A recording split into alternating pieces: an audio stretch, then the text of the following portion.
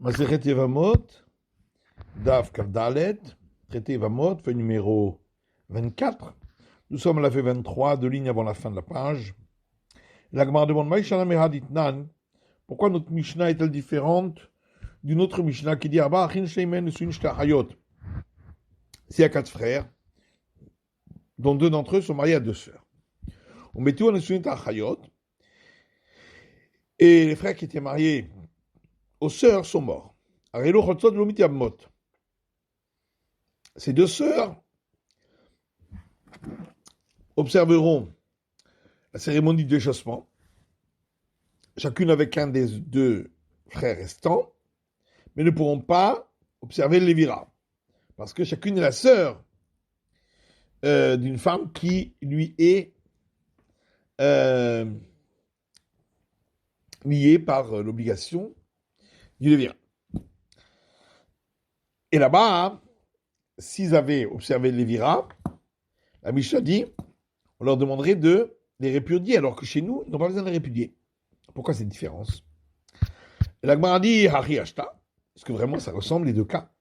Atam, là-bas, chacune des 2 sont les belles-sœurs de chacun des frères. Il est Madema Yezika. Et donc d'après celui qui dit que il y a un problème de lien, d'attente de faire le lévira, et donc à partir du moment où la belle-sœur était interdite à un certain moment à cause de ce lien, elle est interdite définitivement, ce qui n'est pas le cas chez nous, où elle n'est pas forcément la belle-sœur, puisque peut-être que c'est pas elle la belle-sœur, mais l'autre. Là-bas aussi, dans l'autre Mishnah, ça peut être aussi à cause de celui qui pense qu'il est interdit de faire un acte qui annulerait la possibilité pour l'autre d'observer les règles du lévira, dans le cas où l'autre frère mourrait. Et alors, elle serait dispensée puisqu'elle serait la sœur de la femme de ce frère-là, le seul restant. Et donc, et donc il serait interdit d'annuler l'obligation religieuse liée au lévira. Alors qu'ici, il y a un doute sur chacune. Peut-être que chacune est effectivement celle qui lui est destinée. Et donc il a bien fait de observer le lévira avec elle, puisqu'il n'y en a qu'une des 2 qui lui est liée. Et c'est peut-être celle-là. Donc on a dit dans la Mishnah chez nous que s'ils ont observé les lévira, tous les 2, on les laisse chez eux. Et Shila a enseigné une braïta qui dit, même si les 2 frères en question étaient des prêtres, et donc, dans le cas où effectivement chacune a reçu avant cela a observé la cérémonie de déchaussement avec l'autre famille, et après la cérémonie de déchaussement, elle est interdite aux prêtres. Ici, elle sera permise. Maïtama, pourquoi? Chalutza de Rabbananhi. Parce que l'interdiction pour un prêtre de se marier avec une femme qui a observé la cérémonie de déchaussement, c'est un interdit d'ordre rabbinique. Mais ça fait Chalutza, le Gazrubu Rabbanan. Or ici, comme on ne sait pas à quelle famille elle est liée, laquelle des 2, donc c'est seulement un doute s'il y a vraiment eu cérémonie de déchaussement valable. Et donc dans ce cas-là, en cas de doute, sur un interdit d'ordre rabbinique, on n'a pas interdit. Le Chalutza de Rabbanani, la Gemara demande est-ce que vraiment l'interdiction de la femme qui a observé la cérémonie de déchaussement pour un prêtre, c'est vraiment un interdit d'origine rabbinique? Vatan, il y a pourtant une braïta qui dit, Groucha, le verset dit que le prêtre n'aura pas le droit de se marier avec une divorcée. Elle y est la Groucha. La braïta dit, de là, j'apprends que dans le cas où elle est divorcée, Chalutza Minaïn, si elle a observé le déchaussement, d'où je sais que c'est aussi interdit au prêtre. Tamouloma Veisha, c'est pourquoi le verset dit et une femme, pour inclure ce cas-là. La Gemara répond oui, mais c'est midrabanan, c'est que d'ordre rabbinique cet interdit-là. Va'akra sparta ba'al mahu, et le verset n'est qu'un appui à un interdit d'ordre rabbinique. Matiti mitzvah megadol le yabem. Misha nous apprend que l'obligation religieuse d'observer le lévira incombe au plus grand des frères. Si un frère plus jeune n'a pas attendu et a observé le lévira, il a acquis cette femme. Tanou Rabbanan Gemara. Gemara dit Tanou Rabbanan, nos sages enseignent dans une braïta, verset dans Deutéronome, Vaya Bechor, concernant quand il a fait le lévira, et ce sera le premier-né. Mikal Shemitzah Begadol Yabem. Et de là, on apprend que c'est une obligation pour le plus âgé des frères d'observer le lévira. Asher Teled, la suite du verset, qu'elle aura enfanté. Pratla Ilonit, c'est pour exclure la femme qui n'a pas eu les signes de la puberté chez Eno Yoledet, parce qu'elle ne peut pas en avoir des enfants. Yakoum Hashem arrive, il prendra la part du frère, les Nahala. Ça, c'est pour dire qu'il prendra l'héritage du frère décédé dans l'héritage du père. Dans les biens du père. Qui te dit que on parle ici d'héritage? Peut-être qu'on veut apprendre effectivement que le premier garçon prendra le nom du frère décédé. Yosef, Yosef. S'il s'appelait Yosef, on l'appellera Yosef. Yohanan, Yohanan. S'il s'appelait Yohanan, on l'appellera Yohanan. Les marquants Yakoum al-Shem Achiv. Alors, on répond que ici il est écrit, il se lèvera sur le nom de son frère. Venema le Halan, et c'est écrit ailleurs dans la Genèse. Hashem Achayem Ikariou ben Achaltam. Au nom de leurs frères, ils seront appelés les petits frères d'Ephraïm et Ménaché dans leur héritage. Mashem Amrola la Nahala. Et donc, de la même manière que le nom dont on parle là-bas dans la Genèse, il s'agit de l'héritage. Af Shem Amorkan Nachala. Ici aussi, le nom dont on parle, c'est l'héritage. Et le verset continue chez nous en disant, et son nom ne sera pas effacé. Prat et Saris, pour exclure celui qui est castré ou qui n'a pas eu les signes de puberté qui lui permettent d'avoir des enfants, que lui, il est dispensé du lévira. Parce qu'il ne peut pas avoir d'enfant. Il est déjà, son nom est effacé, il ne peut pas avoir d'enfant. Et Rava nous dit, bien que pour toute la Torah, lorsqu'on déduit un enseignement d'un verset, mais l'explication simple du verset reste toujours. Ici, la déduction par similitude des termes, pour dire qu'on parle ici d'héritage et non pas de nom à donner, eh bien, elle a fait sortir le verset de son sens littéral complètement. Et la Gemara demande, et quoi, s'il n'y avait pas eu cette similitude des termes, on aurait cru que le verset parle du nom véritablement. Mais alors, comment expliquer le verset Neman Kamazer Achamana? À qui le verset aurait-il exigé de donner le nom? Les Yavam? À celui qui a exercé le lévira? Alors à ce moment-là, le verset aurait dû être écrit de la manière suivante. Il se lèvera au nom de ton frère. Et non pas de son frère. Il est Bédina. Alors va-t-on dire que c'est une exigence pour le tribunal rabbinique? À ce moment-là, il aurait fallu dire, on donnera le nom du frère de son père.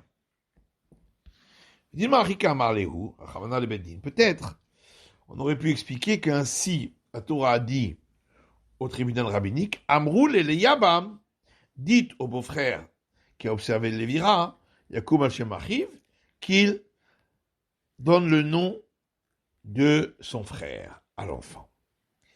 Et donc, puisqu'on n'a pas retenu cette explication, c'est que la déduction par similitude de termes, est venue enlever complètement le sens premier du verset.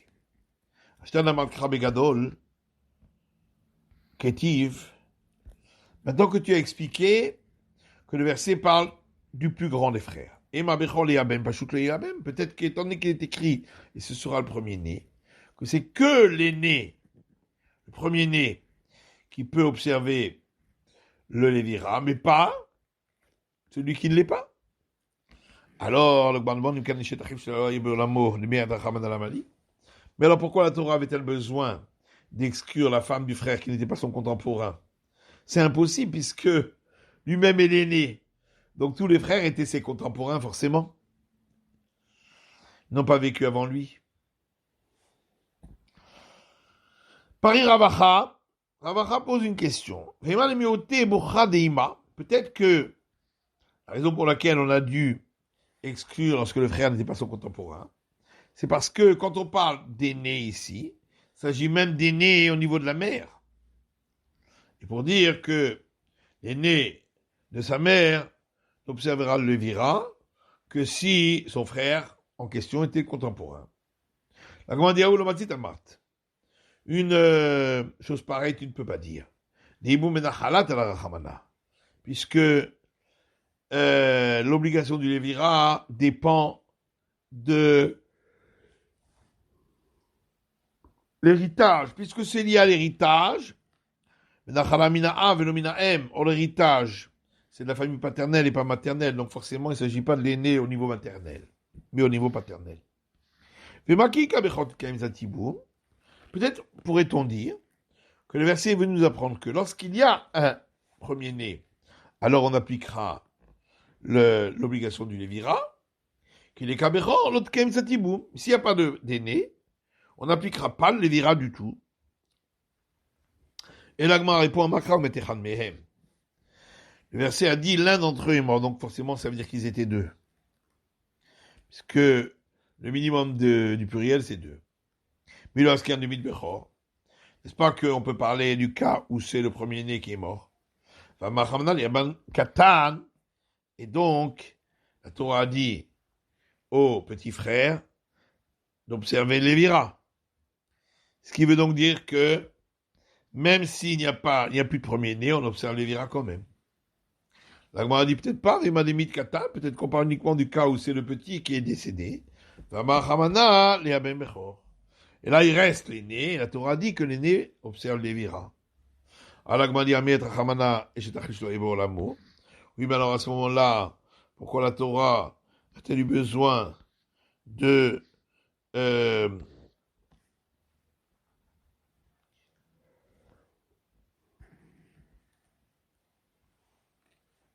d'exclure le cas de la femme du frère qui n'était pas son contemporain? Et donc forcément, on est obligé de dire que c'est l'aîné qui est décédé, qu'on n'a pas besoin qu'il y ait un aîné. Peut-être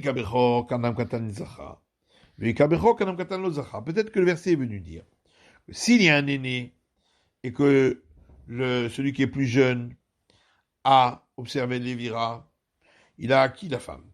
Mais s'il n'y a pas d'aîné et que un des frères plus jeunes a observé le Lévira, ce ne serait pas valable et ce ne serait pas sa femme. Alors, le verset a dit lorsque les frères siégeront ensemble, on apprend que tous les frères qui étaient ensemble auront les mêmes règles, auront les mêmes droits. Et donc c'est impossible qu'il y ait un frère pour qui puisse observer les Lévira et l'autre qui, même s'il a observé les Lévira, c'est pas valable.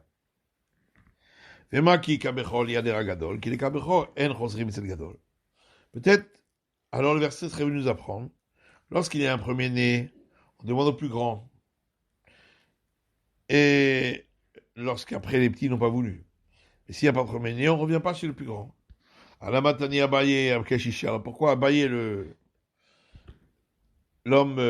Abaye le plus âgé, a donc dit Mitzvah Bekadol Yabem, que c'est au plus grand de observer le Lévira.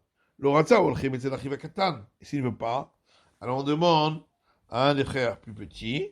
Le roi Tzach Chosrim Betzal Gadol. Et si à la fin, les frères plus petits ne veulent pas, alors on retourne chez le plus grand. Alors on répond qui Bechor. C'est comme le premier-né. Ma Bechor, Bechoratu Gamalo. De la même manière que le premier-né, c'est son aînesse qui a entraîné, qui l'observe lui, il l'évira. Avgadok de l'Atu Gamalo. Pareil pour le plus âgé, c'est son c'est son âge plus avancé qui entraînera que ce soit à lui d'observer le lévira. Peut-être que le verset veut nous apprendre que lorsque c'est le premier-né qui observe le lévira, alors il a le droit de prendre la part de son frère décédé dans les biens de son père.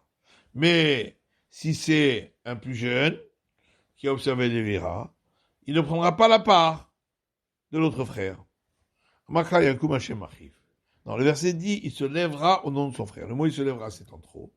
Pour nous dire, Varekam, à partir du moment où il a observé l'obligation du lévira, on ne peut plus lui enlever la part d'héritage. Mais la Bechor de Kaya Hamana, maintenant, pourquoi la Torah a-t-elle parlé d'aîné, puisqu'il s'agit en vérité du plus grand? L'Igréouta. C'est pour dire, pour affaiblir la force de celui qui observe le vire, en disant Ma Bechor et Notel Beraoui que Memozak. De la même manière que l'aîné ne prend pas sa part supplémentaire d'aîné sur quelque chose qui n'est pas encore présent, qui n'était pas là au moment, sur un bien qui n'était pas là au moment de la mort du père, mais qui était apte à venir plus tard. Et que c'est seulement ceux qui étaient là, entre les mains du père, c'est seulement là-dessus qu'il prend une double part. Afraï, ici aussi, pour celui qui a observé le Lévira, et l'ontel Beraoui Kimemozak. Il ne prendra pas de ce qui était apte à arriver après la mort, mais qui n'était pas encore là, mais uniquement sur ce qui était là au moment de la mort du frère. Du père, pardon. Matitin, l'histoire suivante. Anita l'anjifra v'lishtachera. Celui qui a été soupçonné d'avoir des relations avec une servante cananéenne. Et ensuite, elle a été libérée, affranchie. Walawet Kochavim, Venit Gaïra, ou bien avec une non-juive, et ensuite elle a été convertie. Arezelo Ichnos, pourra pas se marier avec elle, parce que s'il se marie, il donne aux gens la possibilité de dire du mal de lui. On doit se séparer de tout colportage qu'on pourrait dire contre soi. Imkana, si c'est quand même marié avec elle, après cela, El Mosimiodo, on la sortira pas de ses mains. C'est là le lien avec la Mishnah précédente. Anita Nelchetish, celui qui est suspecté d'avoir eu des relations avec une femme mariée. Veotsiwa, et on l'a fait quitter son mari, à cause de lui, dans ce cas-là, même s'il s'est marié avec elle ensuite, alors que ça lui était interdit, il devra se séparer d'elle définitivement. Gemara dit puisqu'on dit que celui qui était suspecté ne pourra pas se marier avec elle, donc ça veut dire que aux autres, Israël elle est permise et que donc la conversion est valable. On objecte à partir de Mraïta qui dit que ce soit dans le cas d'un homme qui s'est converti pour pouvoir se marier avec une certaine femme.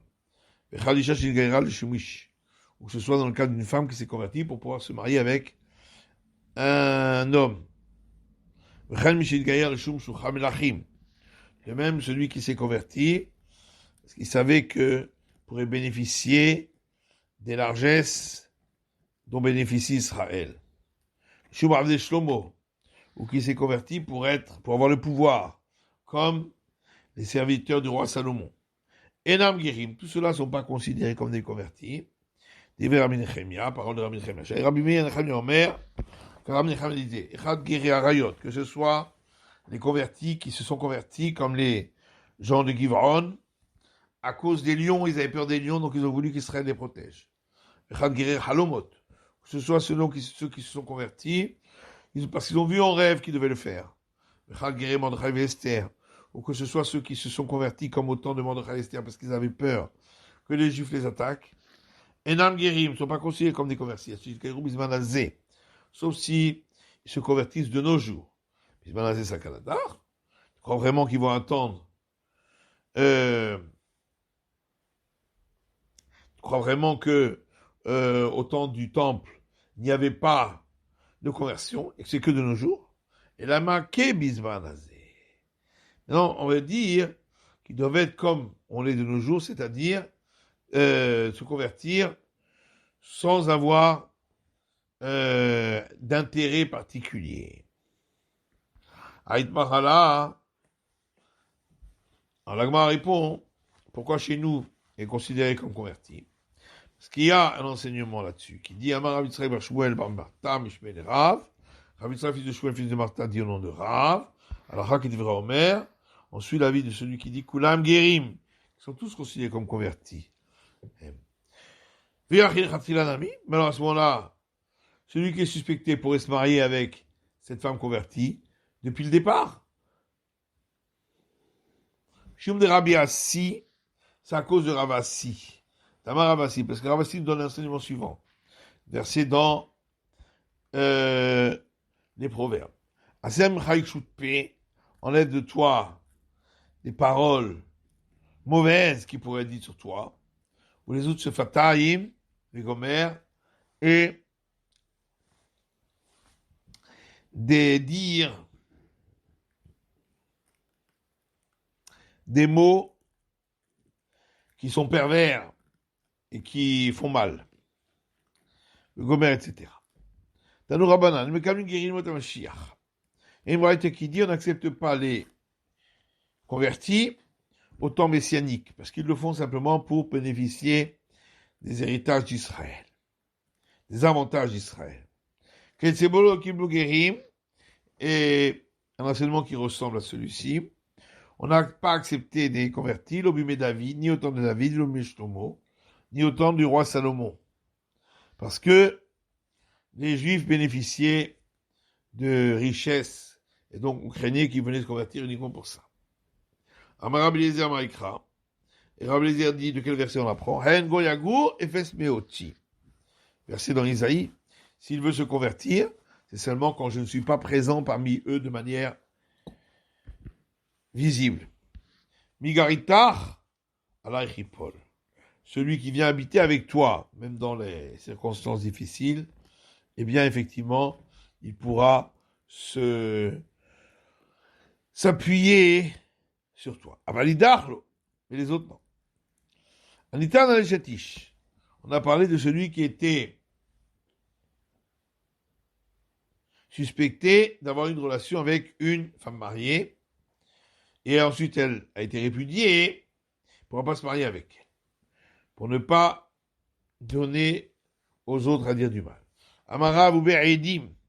Rav dit c'est seulement dans le cas où elle a été elle a dû divorcer de son mari parce qu'il y avait eu des témoins comme quoi il avait trompé. Elle avait trompé son mari avec lui. Rav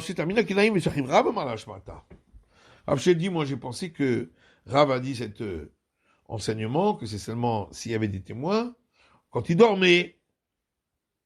Pourquoi? Parce que c'est faux d'Etania, puisqu'il y a une braïta qui dit celui qui a été suspecté d'avoir une relation avec une femme mariée. Et, à cause de lui, on l'a fait sortir, venir de Garsha, et elle a été ensuite divorcée, d'un autre mari avec lequel elle s'est mariée par la suite. Inkines Toyotsi.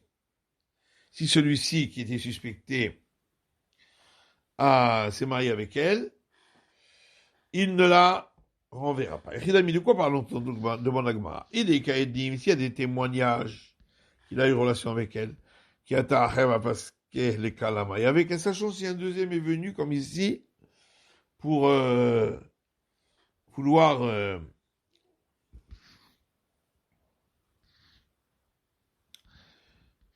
ensuite elle s'est mariée avec un autre. Qu'est-ce que sachant si elle s'est mariée avec un autre? En disant que ça couperait la rumeur. De toute façon, il y a des témoins.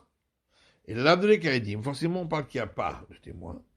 Tamadeata aher, c'est quel est là. Et donc, toute la raison pour laquelle il ne peut pas se marier avec elle, c'est parce que, entre-temps, elle s'est mariée avec un autre. Et donc, elle a coupé la rumeur. Et donc, c'est pourquoi, s'il se marie avec elle, il n'est pas obligé de la renvoyer. Allah va rimafkina, mais sinon, on l'aurait renvoyé. Et donc, question.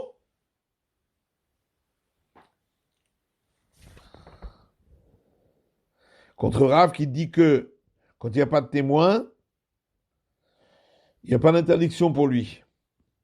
Alors Rav dit effectivement, il n'y a pas de différence si elle s'est mariée ensuite avec un autre et qu'elle a coupé la rumeur ou pas. Rav dit, s'il y a des témoins, alors on doit la faire sortir. Et sinon, on n'a pas besoin de la faire sortir. Vachikama. Et voilà ce qu'on vient de nous apprendre dans la Braïta. Même si entre-temps elle s'était mariée avec un autre, et que ça s'était terminé la rumeur, malgré tout, il ne pourra pas se marier avec elle a priori, mais a posteriori, parce qu'il peut la garder. Mais on n'objecte pas, mais quand est-ce qu'on a dit que elle ne peut pas rester avec le mari qui était suspecté, c'est dans le cas où elle n'avait pas eu d'enfant avec le premier mari. Avant le Shabani, mais si elle a eu des enfants, l'autre on ne le fera pas sortir pour ne pas que les gens disent que tous ces enfants sont des enfants qui ne peuvent pas se marier avec des juifs, qui sont des enfants illégitimes.